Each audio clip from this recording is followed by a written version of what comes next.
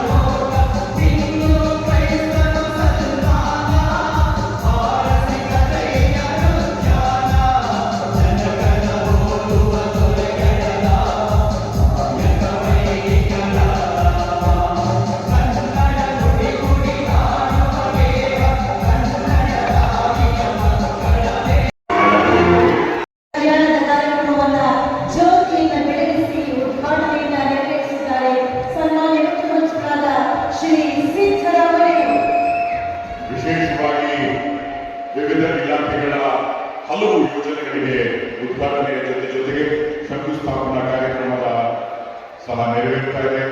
ಇದಾದ ನಂತರ ಸ್ವಲ್ಪ ಹೊತ್ತಿನಲ್ಲಿ ವಿವಿಧ ಫಲಾನುಭವಿಗಳಿಗೂ ಸಹ ತುಂಗಭದ್ರಾ ಬಹುಗ್ರಾಮ ಕುಡಿಯುವ ನೀರಿನ ಯೋಜನೆಗೆ ಉದ್ಘಾಟನೆಗೆ ಆಗಮಿಸಿದ ಕರ್ನಾಟಕ ರಾಜ್ಯದ ಜನಪ್ರಿಯ ಮುಖ್ಯಮಂತ್ರಿಗಳು, ನಮ್ಮ ಪಾವಗಡ ತಾಲೂಕಿಗೆ ದೇವರಾದಂಥ ಸಿದ್ದರಾಮಯ್ಯ ಸಾಹೇಬರು, ಅದೇ ರೀತಿ ನಮ್ಮ ತುಮಕೂರು ಜಿಲ್ಲೆಯ ಮಾನ್ಯ ಗೃಹ ಸಚಿವರು, ನನ್ನ ಗುರುಗಳು, ನನ್ನ ದೇವರು ಸಮಾನವಾದಂತಹ ಡಾಕ್ಟರ್ ಜಿ ಪರಮೇಶ್ವರ್ ಸಾಹೇಬ್ರೆ, ಅದೇ ರೀತಿ ತುಂಗಭದ್ರಾ ಕುಡಿಯುವ ನೀರಿನ ಯೋಜನೆಗೆ ಪಂಚಾಯತ್ ರಾಜ್ ಇಲಾಖೆ ಸಚಿವರಾದಂತಹ ಪ್ರಿಯಾ ಖರ್ಗೆ ಸಾಹೇಬ್ರೆ, ಅದೇ ರೀತಿ ನಮ್ಮ ಸಮಾಜ ಕಲ್ಯಾಣ ಸಚಿವರಾದಂತಹ ಮಾದೇವ ಬಣ್ಣವರೇ, ನಮ್ಮ ಲೋಕಸಭಾ ಸದಸ್ಯರಾದಂತಹ ಗೋವಿಂದ ಕಾರಜೋಳ ಸಾಹೇಬ್ರೆ, ಹಾಗೂ ನನ್ನ ತಂದೆಯವರಾದಂತಹ ವೆಂಕಟೋಡಪ್ಪ ಅವರೇ, ನಮ್ಮ ತುಮಕೂರು ಜಿಲ್ಲೆಯ ಮತ್ತೋರ್ವ ಹಿರಿಯ ರಾಜಕಾರಣಿ ದೆಹಲಿ ಪ್ರತಿನಿಧಿಗಳಾದಂತಹ ಜಿತೇಂದ್ರ ಸಾಹೇಬ್ರೆ, ಹಾಗೂ ನಮ್ಮ ತುಮಕೂರು ಜಿಲ್ಲೆಯ MLC ಹಾಗೂ ನನ್ನ ಆಪ್ತ ಸ್ನೇಹಿತರಾದಂತಹ ಇದ್ರೆ ನಮ್ಮ ರಾಜ್ಯ ಸುಭಿಕ್ಷವಾಗಿ ಇರುತ್ತೆ ಅಂತ ಈ ಸಂದರ್ಭದಲ್ಲಿ ಹೇಳಲಿಕ್ಕೆ ಇಷ್ಟಪಡ್ತೇನೆ.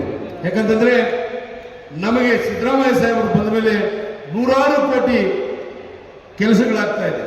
ಕೆಲವರು ಈ BJP JDSನವರಿಗೆ ಮಾಡೋ ಕೆಲಸ ಇಲ್ಲದೆ ಏನೇನೋ ಹೇಳ್ಕೋಬಹುದು. ನನ್ನ ತಾಲೂಕಲ್ಲಿ ಹೇಗೆ ಡೆವಲಪ್ ಆಗ್ತಾ ಇದೆ ಹೇಳಿ. ಈಗ CC ರಸ್ತೆ ಮಾದೇವಪ್ಪನವರು 15 ಕೋಟಿ ಕೊಟ್ಟಿದ್ದಾರೆ. ಒಳ್ಳೆ ಸುಸಜ್ಜಿತವಾದಂಥ 26 ಕೋಟಿ hostel building, SC ST hostel building ಅನ್ನ ಈಗ ಉದ್ಘಾಟನೆ ಮಾಡಲಿಕ್ಕೆ ಬಂದಿದ್ದಾರೆ. ನಮ್ಮ ಪ್ರಿಯಾಂಕ್ ಖರ್ಗೆ ಸಾಹೇಬರು ಒಳ್ಳೊಳ್ಳೆ ಕಾರ್ಯಕ್ರಮವನ್ನು ಕೊಟ್ಟಿದ್ದಾರೆ. ಅದ್ರ ಜೊತೆಯಲ್ಲಿ ನಮ್ಮ ಗೃಹ ಸಚಿವರಾದಂತಹ ಪರಮೇಶ್ವರ್ ಸಾಹೇಬರ ಆಶೀರ್ವಾದ ಭದ್ರವಾಗಿರೋದ್ರಿಂದ ನಮ್ಮ ತಾಲೂಕಿನ ಅಭಿವೃದ್ಧಿಗೆ ಹೆಚ್ಚಿನ ಆದ್ಯತೆಯನ್ನ ಕೊಡ್ತಾ ಇದ್ದಾರೆ. ಬೈಪಾಸ್ ರಸ್ತೆ ಸಿದ್ದರಾಮಯ್ಯ ಸಾಹೇಬರು ಕೇಳಿಕೊಂಡಾಗ ಸತೀಶ್ ಜಾರಕಿಹೊಳಿ ಇವತ್ತು ಅನೌನ್ಸ್ ಮಾಡ್ತೀನಿ ಅಂತ ಹೇಳಿದ್ರು. ರಾಜ್ಯದಲ್ಲಿ 4-5 ಬೈಪಾಸ್ ರಸ್ತೆಗಳನ್ನ ಪಟ್ಟಿಗೆ ಸೇರ್ಕೊಂಡಿದೆ. ಅದರಲ್ಲಿ ಪಾವಗಡನೂ ಹೊಂದಿದೆ. ಅವರು ಬಂದಿದ್ರೆ ಇವತ್ತು ಅನೌನ್ಸ್ ಮಾಡಿದರು. ಅದೇ ರೀತಿ ಕಾರ್ಮಿಕ ಸಚಿವರಾದಂಥ ಸಂತೋಷ್ ನಾಡ್ ಅವರಿಗೆ ಹಣ ನಮಗೆ ಒಂದು ಬರಪೀಡಿತ ತಾಲೂಕು ನಮ್ಮ ಬಾರ್ಡಲ್ಲಿದೆ, ಮಕ್ಕಳಿಗೆ ವಿದ್ಯಾಭ್ಯಾಸಕ್ಕೆ ತುಂಬಾ ತೊಂದರೆ ಆಗ್ತಿದೆ ಅಂತ ಹೇಳಿದ್ರೆ 35 ಕೋಟಿ ವೆಚ್ಚದಲ್ಲಿ ಕಾರ್ಮಿಕ ಶಾಲೆಯನ್ನ ಮಂಜೂರು ಮಾಡಿದ್ದಾರೆ.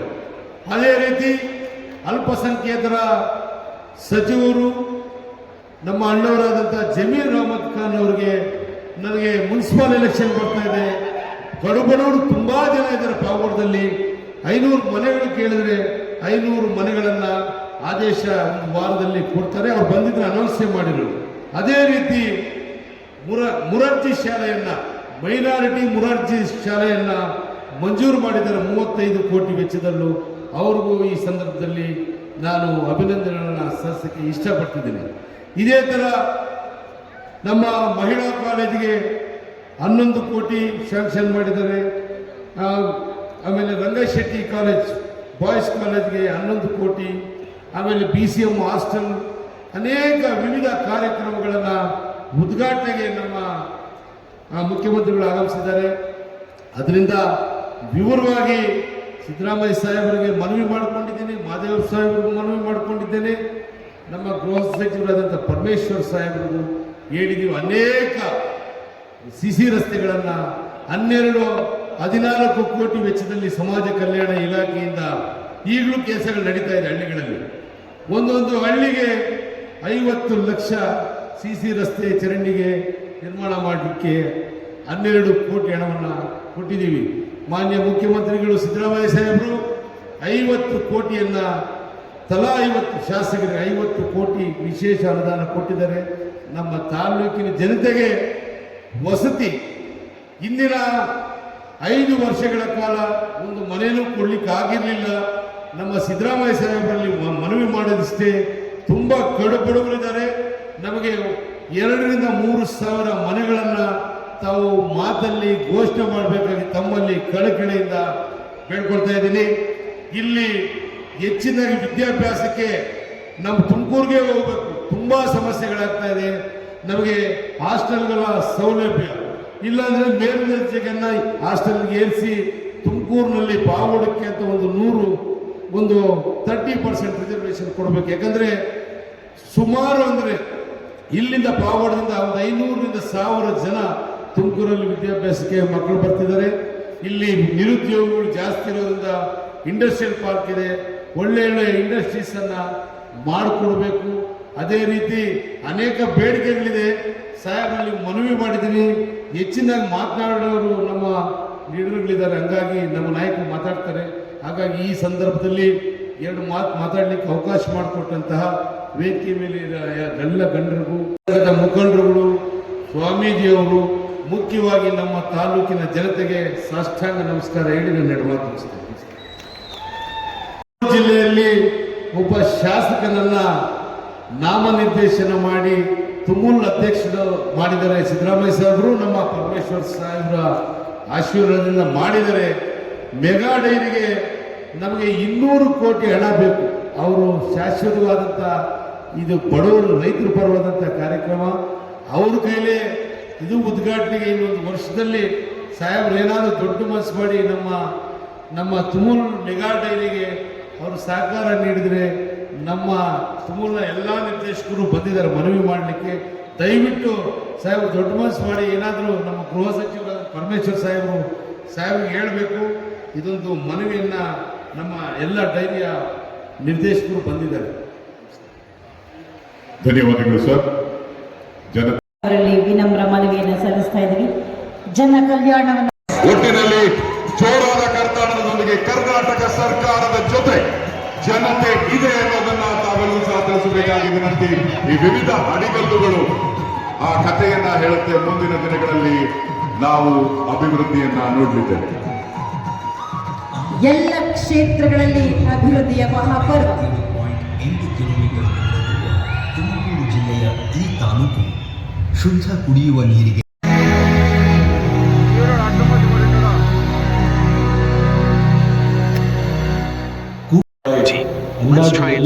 ತುಂಗಭದ್ರಾ ಪ್ರದೇಶದಿಂದ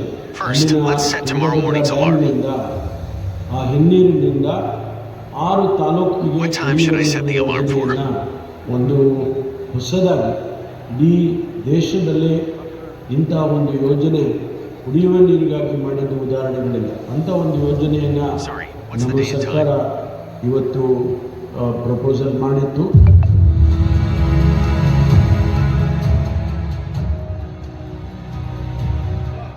ಎರಡು 2018ರಲ್ಲಿ ಅಂದಿನ ಕರ್ನಾಟಕ ಸರ್ಕಾರ ಪಾವಗಡಕ್ಕೆ ಕುಡಿಯುವ ನೀರು ಒದಗಿಸುವ ಯೋಜನೆಗಾಗಿ 2528.63 ಕೋಟಿ ರೂಪಾಯಿಗಳನ್ನು ಘೋಷಿಸಿತು.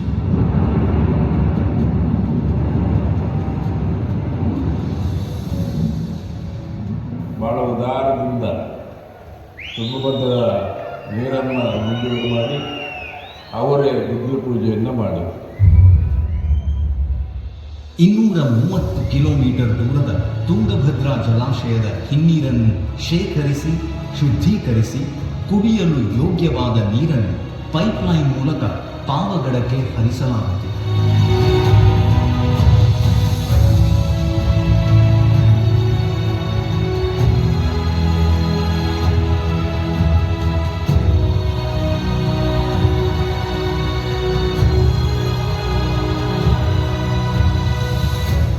ಇವತ್ತು ಮಾನ್ಯ ಅಂದಿನ ಮಂತ್ರಿಗಳಾದಂಥ ಅವರ ಶಾಸಕರು ಮಂತ್ರಿಗಳಾದಂಥ ವೆಂಕಟರಮಣಪ್ಪನವರು ತಾಲೂಕಿನ ಜನತೆ ಶ್ರಮದಿಂದ ಇವತ್ತು ಉದ್ಘಾಟನೆ ಹಂತಕ್ಕೆ ಬಂದಿದೆ.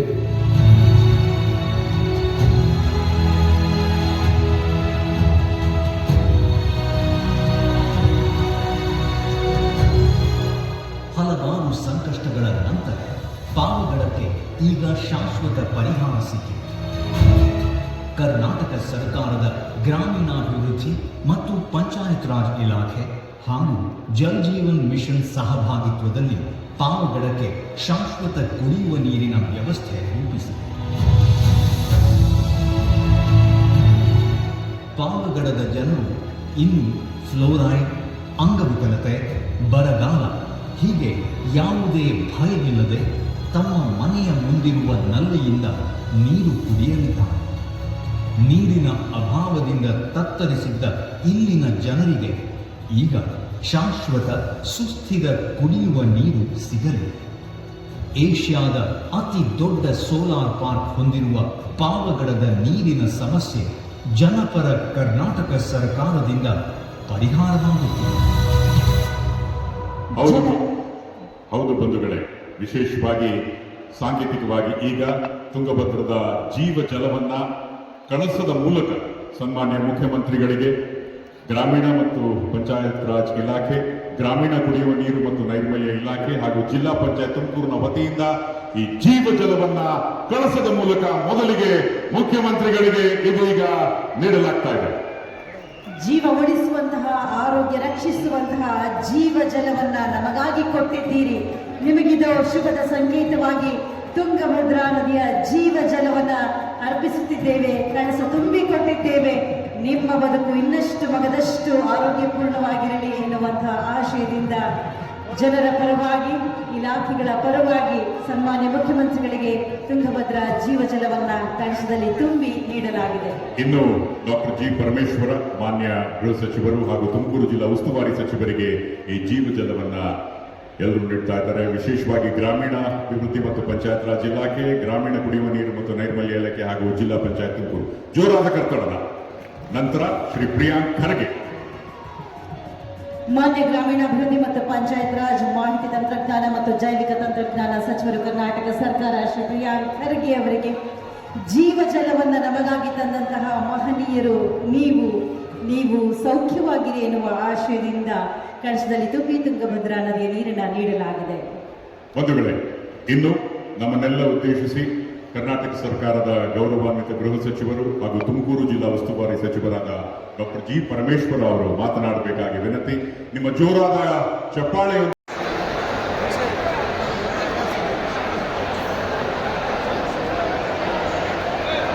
ಪಾವಗಡದ ಮಹಾಜನತೆ ಕೇಳ್ಕೊಳ್ಳೋದೇನೆಂದರೆ, ನಿಮ್ಮ ಸಿದ್ದರಾಮಯ್ಯ ಸಾಹೇಬರು ಮಾತಾಡೋವರೆಗೂ ಎದ್ದೋಗ್ಬಾರ್ದಂತ ಅಷ್ಟು ನಿಮಗೆ ಜ್ಞಾನ ಇಲ್ಲಂದ್ರೆ ಹೆಂಗೆ?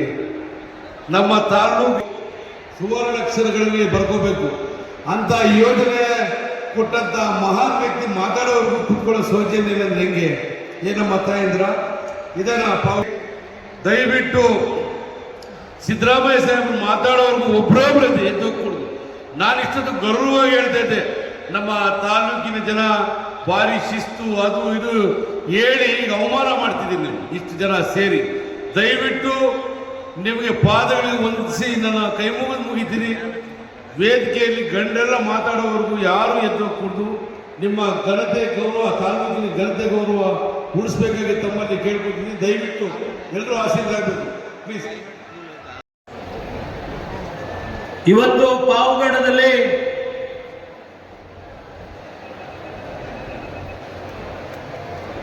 ನಮ್ಮೆಲ್ಲರ ಅಚ್ಚುಮೆಚ್ಚಿನ ಮುಖ್ಯಮಂತ್ರಿಗಳು ಸನ್ಮಾನ್ಯ ಸಿದ್ದರಾಮಯ್ಯನವರು ಇತಿಹಾಸವನ್ನು ಸೃಷ್ಟಿ ಮಾಡಿದ್ದಾರೆ. ಈ ಐತಿಹಾಸಿಕ ಕಾರ್ಯಕ್ರಮ ಉದ್ಘಾಟನೆ ಮಾಡಿ ಇವತ್ತು ನಮ್ಮೊಂದಿಗೆ ಇರ್ತಕ್ಕಂಥ ರಾಜ್ಯದ ಬಡವರಿಗೆ, ಶೋಷಿತರಿಗೆ, ನೊಂದವರಿಗೆ, ಅದರಲ್ಲೂ ವಿಶೇಷವಾಗಿ ಪರಿಶಿಷ್ಟ ಜಾತಿ ಜನಾಂಗ,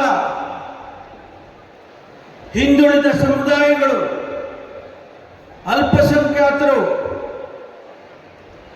ಬೇರೆ ಬೇರೆ ಸಮುದಾಯದಲ್ಲಿರ್ತಕ್ಕಂಥ ಬಡವರಿಗೆ 2013ರಿಂದ ಇಲ್ಲಿಯವರೆಗೆ ಅನೇಕ ಕಾರ್ಯಕ್ರಮಗಳನ್ನು ಕೊಟ್ಟು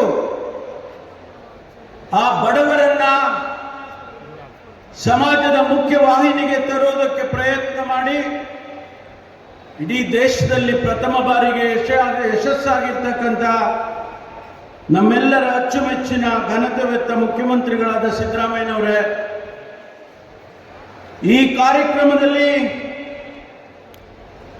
ನಮ್ಮೊಂದಿಗೆ ಭಾಗವಹಿಸಿ ಅವರ ಇಲಾಖೆಯಿಂದ 3 ಹಾಸ್ಟೆಲ್ಗಳನ್ನು ಕಟ್ಟಿರ್ತಕ್ಕಂಥದ್ದನ್ನು ಉದ್ಘಾಟನೆ ಮಾಡೋದಕ್ಕೆ ಆಗಮಿಸಿರ್ತಕ್ಕಂಥ ಸಮಾಜ ಕಲ್ಯಾಣ ಸಚಿವರಾದ ಸನ್ಮಾನ್ಯ ಡಾಕ್ಟರ್ ಎಚ್.ಸಿ. ಮಹದೇವಪ್ಪನವರೇ,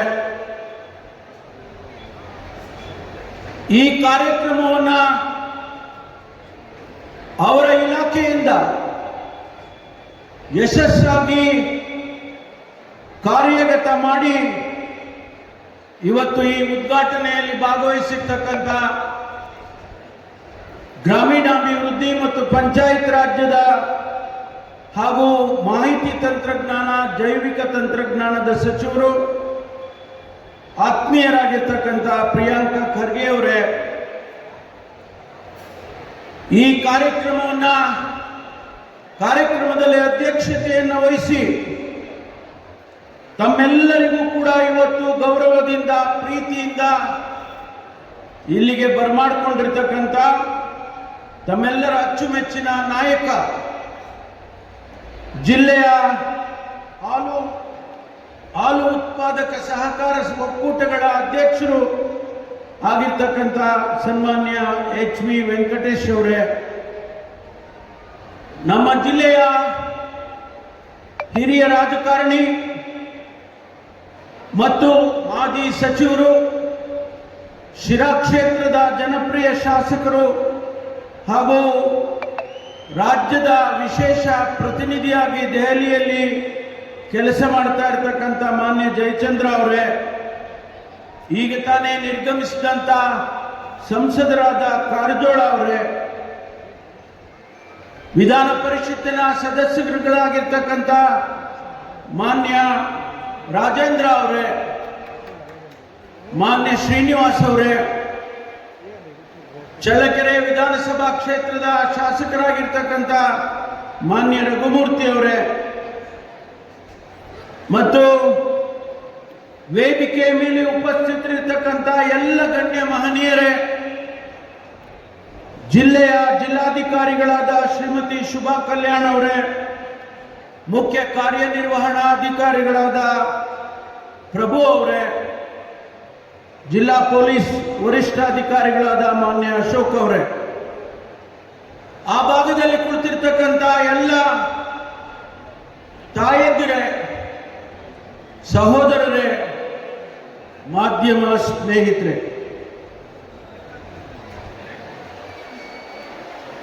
ಇಲ್ಲಿಗೆ 25 ವರ್ಷದ ಹಿಂದೆ ಸನ್ಮಾನ್ಯ ವೆಂಕಟರಮಣಪ್ಪನವರು ಈ ಭಾಗದ ಶಾಸಕರಾಗಿ ಇಲ್ಲಿ ಬಂದಂತಹ ಸಂದರ್ಭದಲ್ಲಿ ಈ ಭಾಗದ ಜನಸಮುದಾಯ ಕುಡಿಯುವ ನೀರಿಗೆ ಎಷ್ಟು ತೊಂದರೆಯನ್ನು ಅನುಭವಿಸ್ತಾ ಇದ್ದಾರೆ ಅಂತೇಳಿ ತಾನು ಮೊದಲನೇ ಬಾರಿ ಶಾಸಕನಾದಂತಹ ಸಂದರ್ಭದಲ್ಲಿ ಅಂದಿನ ಮುಖ್ಯಮಂತ್ರಿಗಳಾದ ವೀರೇಂದ್ರ ಪಾಟೀಲ್ ರವರನ್ನ ಇಲ್ಲಿಗೆ ಕರ್ಕೊಂಡು ಬಂದಿದ್ರು. ಆ ಸಂದರ್ಭದಲ್ಲಿ ನಾಗಲ್ಮಡಿಕೆಯಿಂದ ಪಾವಗಡ ಪಟ್ಟಣಕ್ಕೆ ಕುಡಿಯುವ ನೀರಿನ ಯೋಜನೆಯನ್ನ ಮಂಜೂರು ಮಾಡಿಕೊಟ್ಟಿದ್ರು ವೀರೇಂದ್ರ ಪಾಟೀಲ್ ಸಾಹೇಬರು. ಅದು ಎಂತಹ ಸಂದರ್ಭ ಅಂತ ಹೇಳಿದ್ರೆ, ಪಾವಗಡ ತಾಲೂಕಿಗೆ ಯಾರು ಕೂಡ ಹೆಣ್ಣು ಕೊಡ್ತಾ ಇರಲಿಲ್ಲ.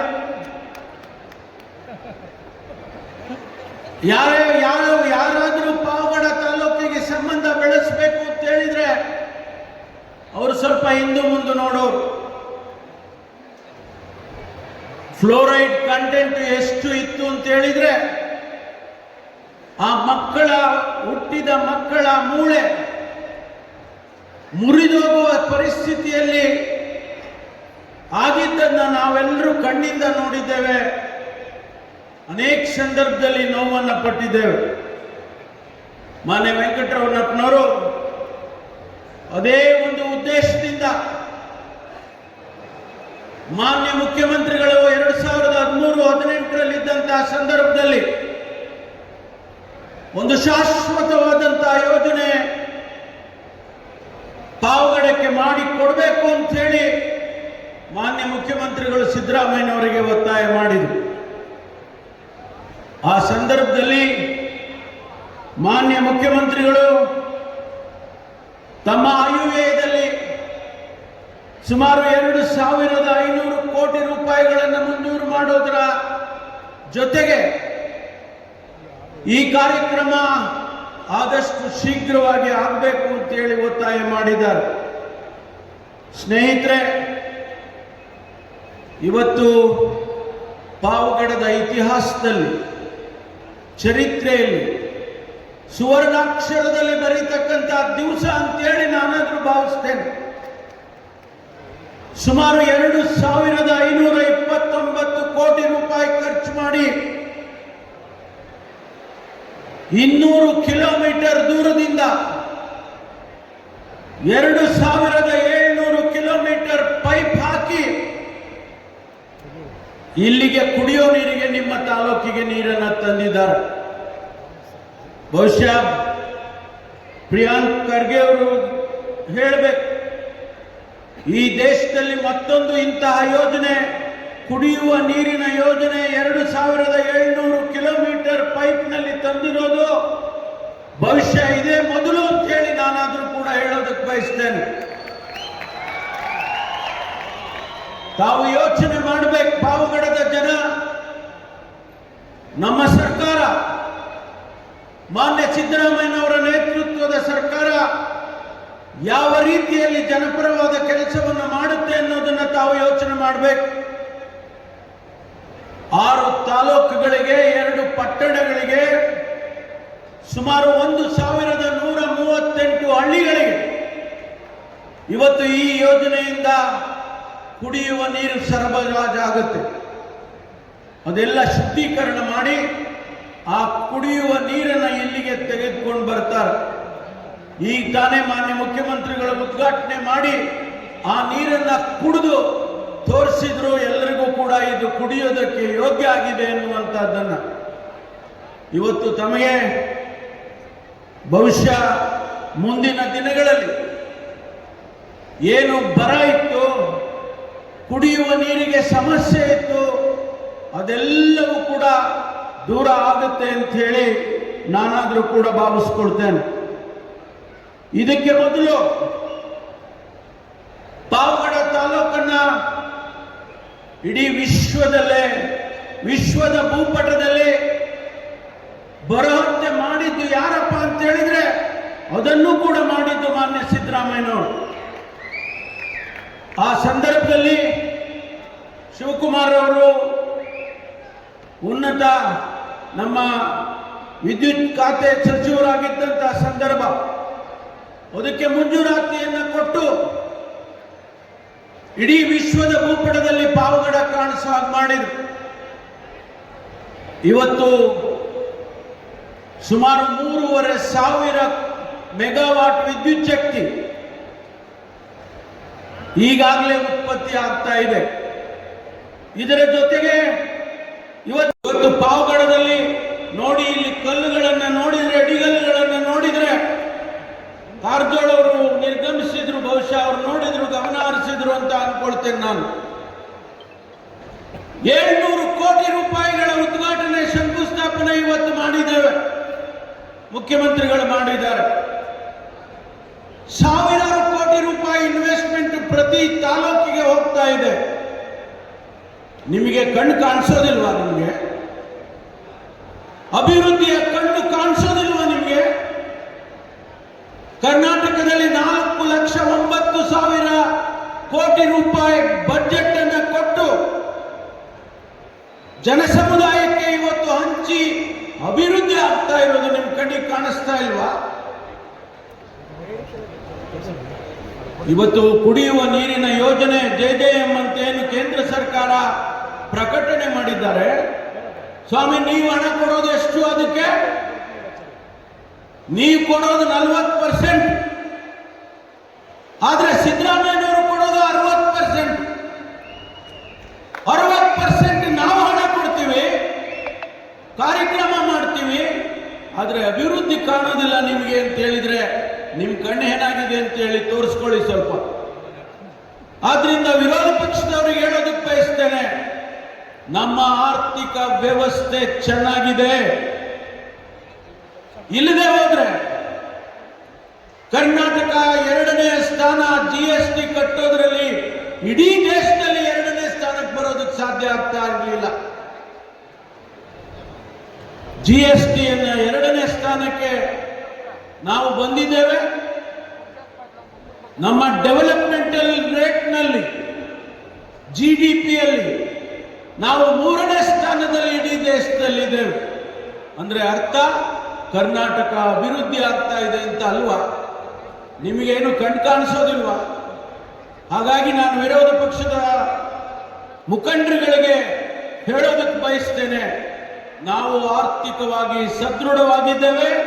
ಕರ್ನಾಟಕ ಅಭಿವೃದ್ಧಿಯತ್ತ ದಾಪುಕಾಲ ಹಾಕ್ತಾ ಇದೆ ಅನ್ನೋದನ್ನ ಈ ಸಂದರ್ಭದಲ್ಲಿ ಹೇಳೋದಕ್ಕೆ ಬಯಸ್ತೇನೆ. ಸ್ನೇಹಿತರೆ, ಮಾನ್ಯ ಮುಖ್ಯಮಂತ್ರಿಗಳಿಗೆ ಒಬ್ಬ ಜಿಲ್ಲೆಯ ಸಚಿವನಾಗಿ ನಾನು ಅಭಿನಂದನೆಯನ್ನು ಹೇಳಲೇಬೇಕು. 2013ರಲ್ಲಿ ಎತ್ತಿನೊಳೆ ಯೋಜನೆಯನ್ನ ಮಾಡಬೇಕು ಅಂತೇಳಿ ಮಾನ್ಯ ಮುಖ್ಯಮಂತ್ರಿಗಳು ಅನುಮೋದನೆಯನ್ನ ಕೊಟ್ಟರು. ಆ ಸಂದರ್ಭದಲ್ಲಿ ಸುಮಾರು 13,000 ಕೋಟಿ ರೂಪಾಯಿ ಅಂದಾಜು ಮಾಡಲಾಗಿತ್ತು. ಸಕಲೇಶ್ವರದ ಹತ್ರ ನೀರನ್ನು ಸಂಗ್ರಹಣೆ ಮಾಡಿ ಅದನ್ನ ಹಾಸನ ಜಿಲ್ಲೆಯ ಕೆಲವು ಭಾಗ, ತುಮಕೂರು ಜಿಲ್ಲೆಯ ಕೆಲವು ಭಾಗ, ಬಹಳ ಮುಖ್ಯವಾಗಿ ಕೋಲಾರ ಮತ್ತು ಚಿಕ್ಕಬಳ್ಳಾಪುರಕ್ಕೆ ಕುಡಿಯೋ ನೀರು ತಗೊಂಡು ಹೋಗ್ಬೇಕು ಅಂತ ಹೇಳಿ 13,500 ಕೋಟಿ ರೂಪಾಯಿ ಅಂದಾಜು ಮಾಡಿದ್ರು. ಸ್ನೇಹಿತರೆ, ಅದು ಅವರ ಕೂಸು, ಸನ್ಮಾನ್ಯ ಸಿದ್ದರಾಮಯ್ಯನವರ ಕೂಸು ಆ ಯೋಜನೆ. ಅದನ್ನ ಇವತ್ತು ಮತ್ತೆ ಅಧಿಕಾರಕ್ಕೆ ಬಂದ ಅವರೇ ಮುಖ್ಯಮಂತ್ರಿಗಳಾದಾಗ ಆ ಯೋಜನೆ ಕಾರ್ಯಗತ ಆಗಬೇಕು ಅಂತ ಹೇಳಿ ಇವತ್ತು 23,000 ಕೋಟಿ ಆದರೂ ಕೂಡ ನಾನು ಕೊಡ್ತೇನೆ ಅದಕ್ಕೆ ಹಣ. ತುಮಕೂರು ಜಿಲ್ಲೆ ಕುಡಿಯೋ ನೀರು ಆಗಬೇಕು, ಕೋಲಾರ ಜಿಲ್ಲೆ ಕುಡಿಯೋ ನೀರು ಆಗಬೇಕು, ಚಿಕ್ಕಬಳ್ಳಾಪುರಕ್ಕೆ ಕುಡಿಯೋ ನೀರು ಆಗಬೇಕು ಅಂತ ಹೇಳಿ ಆ ಯೋಜನೆಯನ್ನ 27ರ ಒಳಗೆ ಮುಗಿಸಬೇಕು ಅಂತ ಆದೇಶವನ್ನು ಕೂಡ ಮಾಡಿದ್ದಾರೆ. ನಾನು ತುಮಕೂರಿನವನಾಗಿ ನಾನು ಮುಖ್ಯಮಂತ್ರಿಗಳಿಗೆ ನಾನು ಅಭಿನಂದನೆಯನ್ನು ಸಲ್ಲಿಸ್ತೇನೆ. ಮಧುಗಿರಿ ಮತ್ತು ಕೊರಟಗೆರೆ, ಪಾವಗಡಕ್ಕೂ ಕೂಡ ಆ ಭಾಗದಿಂದ ಸ್ವಲ್ಪ ಭಾಗಕ್ಕೆ ನೀರು ಬರಬಹುದು. ಹಾಗಾಗಿ ಕುಡಿಯುವ ನೀರಿನ ಯೋಜನೆಗಳಿಗೆ ಮಾನ್ಯ ಮುಖ್ಯಮಂತ್ರಿಗಳು ಆದ್ಯತೆಯನ್ನು ಕೊಡ್ತಾರೆ ಅನ್ನೋದನ್ನ ನಾನು ತಮ್ಮ ಗಮನಕ್ಕೆ ಇವತ್ತು ತರೋದಕ್ಕೆ ಬಯಸ್ತೇನೆ. ಅಪ್ಪರ್ ಭದ್ರಾ ಯೋಜನೆ ಬಹಳ ವರ್ಷಗಳಿಂದ ಕೂಡ್ತಾ ಇದೆ. ಶಿರಾಕ್ ನೀರು ಬರ್ಬೇಕು, ಪಾವಗಡಕ್ಕೆ ನೀರು ಬರ್ಬೇಕು, ಕೊರಟಗೆರೆ ಮಧುಗಿರಿಗೂ ಕೂಡ ಒಂದಿಷ್ಟು ನೀರು ಕೆಲವು ಕೆರೆಗಳಿಗೆ ಬರಬೇಕು. ಆದ್ರೆ ಹಣ ಕೊಟ್ಟಿದ್ರ? ಕೇಂದ್ರ ಸರ್ಕಾರ ಹೇಳಿತು, ನಾವೇನು ಕೇಳಲಿಲ್ಲ ನಿಮ್ಮನ್ನ. ಕೇಂದ್ರದ ಯೋಜನೆ ಘೋಷಣೆ ಮಾಡ್ತೀವಿ.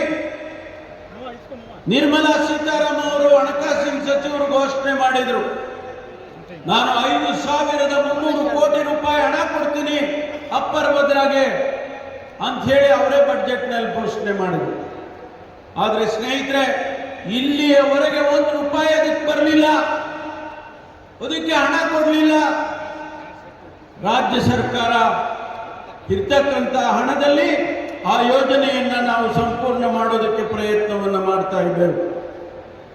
ಆದ್ರಿಂದ ಇವತ್ತು ಈ ಯೋಜನೆಗಳು ಕೇಂದ್ರ ಸರ್ಕಾರದ ಸಹಾಯ ಇಲ್ಲದೆ ರಾಜ್ಯ ಸರ್ಕಾರದ ಹಣದಲ್ಲಿ ಮಾಡ್ತಕ್ಕಂಥದ್ದನ್ನ ಇವತ್ತು ತಾವೆಲ್ಲರೂ ಕೂಡ ನೋಡಿದ್ದೀರಿ.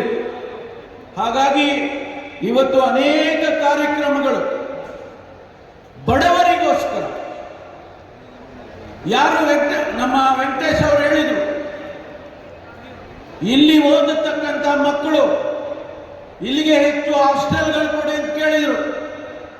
ತುಮಕೂರಿನಲ್ಲಿರೋ ಹಾಸ್ಟೆಲ್ನಲ್ಲಿ 30% ರಿಸರ್ವೇಶನ್ ಮಾಡಿಕೊಡಿ ಅಂತ ಕೇಳಿದರು.